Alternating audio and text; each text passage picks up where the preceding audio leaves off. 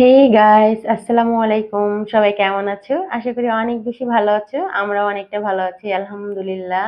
আমাদের আরো একটি নতুন ভিডিও ব্লগে তোমাদের সবাইকে ওয়েলকাম জানাচ্ছি। সকাল সকাল ঘুম থেকে উঠে নাস্তা কমপ্লিট করে জারিফকে নিয়ে কিন্তু বাজারে যাচ্ছি। আজকে আমরা অনেক অনেক বাজার করব, পুরো 1 মাসের জন্য যা যা লাগে সবকিছু। এই তো বাসা থেকে বের হয়ে গাড়িতে উঠে নিলাম, আর গাড়ি থেকে নেমে কিছুটা হাঁটতে হবে কারণ একটা গলি থেকে তারপরে যেতে হয় বাজারে। আর আমার জারিফ দুষ্টু সোনার অবস্থা দেখো, সে কিভাবে হাঁটছে। যেহেতু আমি আর জারিফ শুধু থাকি খুলনাতে, মানে আমাদের বাসায়, আমাদের সাথে কিন্তু আর কেউই থাকে না, এই জন্য যেখানেই যেতে হয় না কেন সব জায়গাতেই আমার ছেলেকে সাথে করে নিয়ে যেতে হয়। বাজারঘাট বলো, কলেজ বলো, এভরিথিং সব জায়গাতেই আমি আমার ছেলেকে সাথে করেই নিয়ে যাই।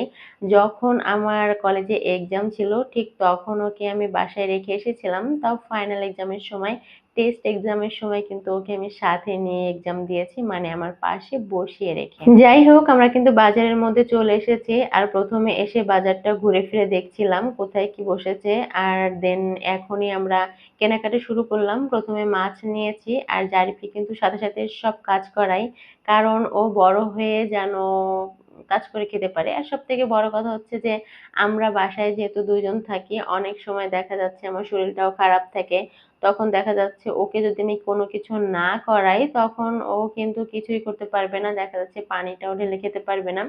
এই জন্য আমি ওকে টুকিটাকি ছোটখাটো যতটুকু ও করতে পারে বা সামলাতে পারে ততটুকু বলে বলে কাজ করানোর চেষ্টা করি। আর এই যে দেখো, মাছ নিলাম, মুরগি নিলাম, এখন নিচ্ছি তরকারি, জারিফের জন্য দুধ। আমি কিন্তু এইভাবে মাসের বাজার একবারেই করি, এটাতে আমার দুইটা সুবিধা হয়। তার একটা হচ্ছে আমার সময় সাশ্রয় হয়, আরেকটা হচ্ছে আমার টাকাও কিন্তু বেঁচে যায়, কারণ প্রতিদিন বাজারে যাওয়া বা 2 দিন 3 দিন পর পর বাজারে যেতে গেলে কিন্তু টাকাটা একটু বেশি লাগে। আর 1 মাসের বাজার যখন আমি একবারে করি তখন কিন্তু কিছুটা সাশ্রয়ী হয়। আর এই দেখো, এখানে আমি মাছগুলো কাটতে দিয়েছিলাম। এর আগে আমি সবসময় বাসায় নিয়ে মাছ কাটতাম, কিন্তু জারিফকে নিয়ে যখন থেকে একা থাকা শুরু করেছি তখন থেকে আর বাসায় যে মাছ কাটতে পারি না, কারণ অনেকটা সময় লেগে যায় আর জারিফ ততক্ষণ আমাকে একদম জ্বালিয়ে পুড়ে মেরে ফেলে। অবশেষে বাজারঘাট শেষ করে রিক্সা করে আমরা বাসায় চলে এসেছি। আর এখন প্রথমেই আমি দুধটা জাল করে নেব, কারণ আমি সব সময় দুধ জাল করে দেন ঠান্ডা করি, তারপরেই হচ্ছে যে ফ্রিজে রাখি।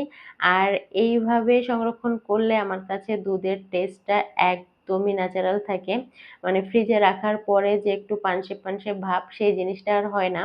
ইচ্ছে হলে তোমরাও একদিন ট্রাই করে দেখতে পারো এইভাবে, যে দেখবে এইভাবে যদি ফ্রিজে রাখা হয় তাহলে সত্যিই কিন্তু পানসে পানসে ভাবটা লাগে না, অনেক টেস্টি লাগে।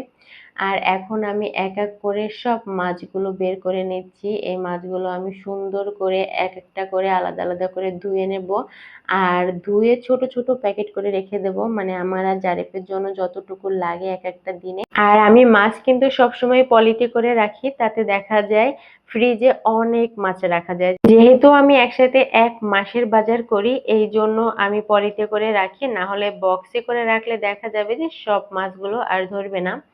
তো মাছগুলো প্যাকেট করা শেষ, সাথে সাথে আমি মুরগিগুলো কেটে সুন্দর করে ধুয়ে প্যাকেট করে নিয়েছি। পাশাপাশি রান্নাটাও করে নিলাম, কারণ অলরেডি বিকাল হয়ে গেছে, এখন তো খাওয়া দাওয়াটাও করতে হবে। আর এই দেখো, আমার মাছগুলো মুরগিগুলো সবগুলো রাখা হয়ে গেছে। আজকে আমাদের ভিডিওটি তোমাদের কাছে কেমন লেগেছে প্লিজ প্লিজ প্লিজ একটু কমেন্টস করে জানাবে কিন্তু। অনেক কষ্ট করে অনেক সময় ব্যয় করে এক একটা ভিডিও তৈরি করতে হয়, তোমরা যদি একটু সাপোর্ট না করো তাহলে কি করে হবে বলো তো। আর এই দেখো, আমার সবজিগুলো সব সুন্দর করে রাখা হয়ে গেছে। তো যদি আমাদের একটু ভালো লাগে একটা সাবস্ক্রাইব করে দিও। আজকের মতো টাটা, আল্লাহ হাফেজ, আসসালামু আলাইকুম।